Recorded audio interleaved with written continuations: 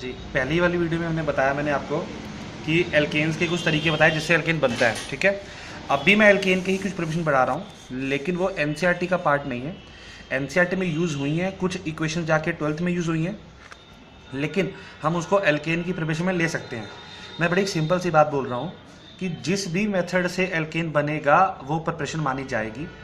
NCERT limited है हमारी, पर कई सारी ऐसी रिएक्शंस हैं जो कि एनसीईआरटी में हैं, कई ऐसी हैं जो 12th में है, 11th में नहीं है। तो जैसे कि उसमें से 2 रिएक्शंस मैं आपको बता रहा हूँ।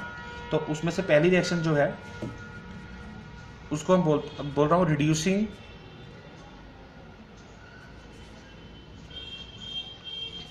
Carbonyl compounds. ये जो मैं रिएक्शन करा रहा हूँ इसमें हम क्या करने जा रहे हैं, कार्बोनिल कंपाउंड्स को रिड्यूस करने जा रहे हैं।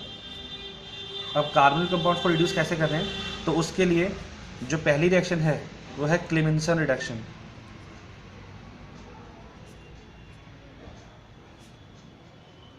Clemmensen reduction.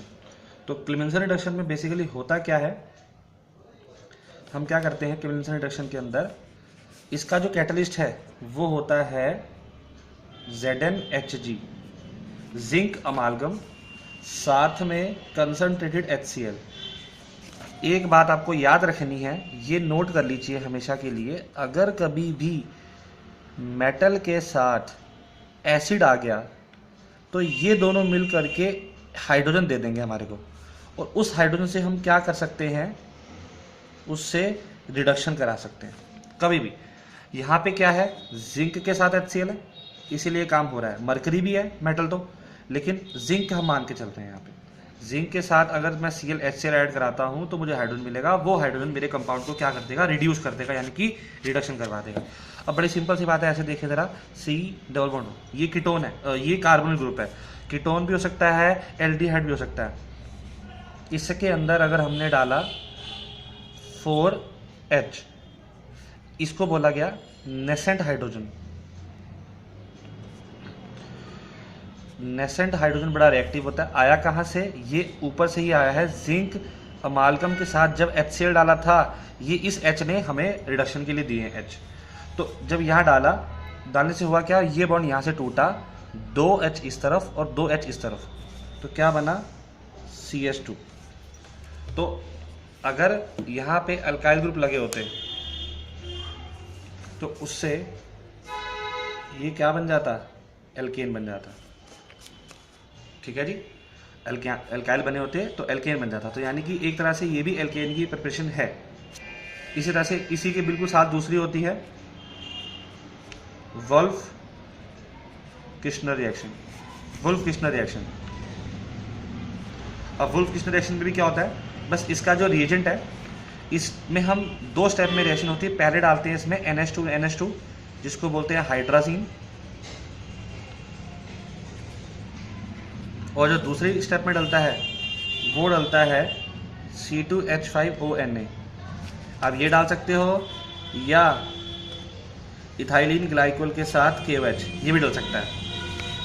इस रिएक्शन में क्या होता है, बस एक स्टेप फालतू है। ये रहा कार्बोनिल ग्रुप, इसके साथ डाला हाइड्राजीन, तो यहाँ से ये वाटर निकल गया। पहले जब वाटर निकल गया तो ये बना C डबल बॉन्ड NNH2।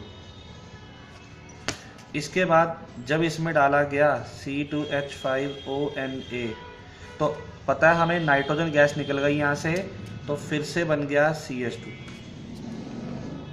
तो इसके केस में नाइट्रोजन गैस रिलीज हुई है, तो जब नाइट्रोजन गैस रिलीज हो गई तो हमारा एल्केन बन गया। तो ये था दूसरा तरीका।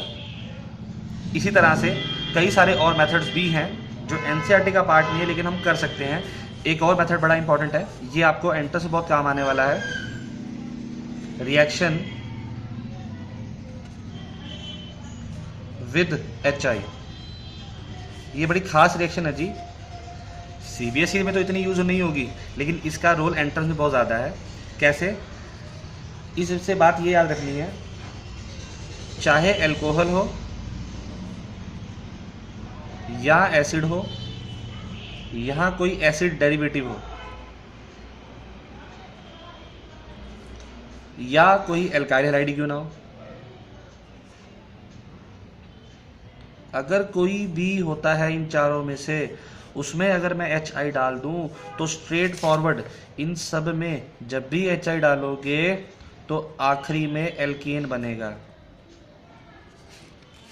यानी कि HI एक स्ट्रॉन्ग रिड्यूसिंग एजेंट है, लेकिन कब? जब साथ में रेड फॉस्फोरस के साथ हम इसको हीट करते हैं।